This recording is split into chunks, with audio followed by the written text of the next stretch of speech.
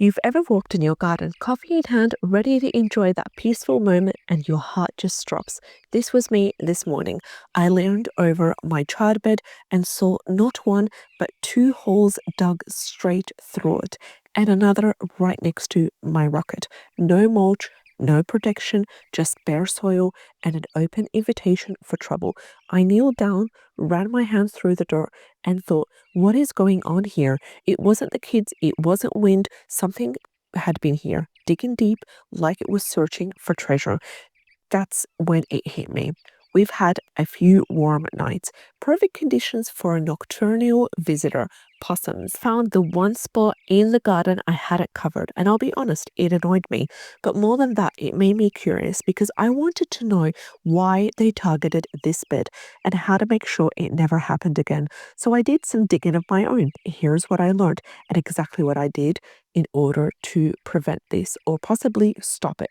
First, I needed to understand why they chose that bed. Possums and even a few rats or bandicoots love freshly turned bare soil.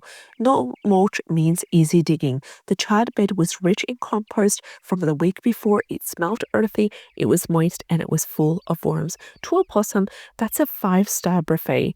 They were trying to eat the plants. They were hunting for insects and grubs underneath. And that's why the rocket bed had a smaller hole. They were just testing the spot. So lesson number one, if you leave the soil bare, you're sending an open invitation to nighttime diggers. Next, I needed to come with my emergency fix. So this is what I'm planning. I don't have fancy knitting. I don't have any barriers ready. So I'm going to improvise and I hope that it works. I'm going to update you in the next video. I'm going to grab an old roll of bird knitting. I'm going to lay it flat over the soil and peg it down with a few small sticks. No gaps, no soft edges. Then I'm going to mix up my quick detergent spray. So I'm going to mix 1 liter of water, 1 tablespoon of chili flakes, 1 crushed garlic, and just a few drops of dish soap. I'm going to give the edges of the bed a light mist, not on the plants, just around the perimeter, and then it's important to just wait for the night and see what's going to happen. So here is the preventative step I'll never skip again. So I found the real issue. I needed to add a thick layer of mulch. Mulch is so powerful. It does 3 things at once.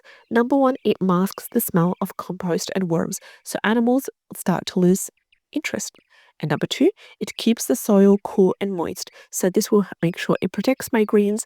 And number 3, it makes digging much more harder since the surface feels unfamiliar to their paws. And I also intend to use sugar green mulch because it's light, it's clean, and it's perfect for veggie beds. Here's my mindset shift. At first, I was very frustrated.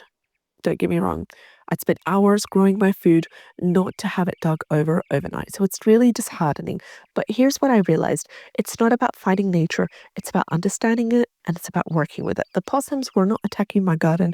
They were responding to the ecosystem that I created. And by adjusting just a few habits like mulching, covering, and masking scents, I intend to bring balance back. Now, hopefully I'll update you in the next video, so stay tuned and I'll see you in the next one. All the best. Take care. Have a great day.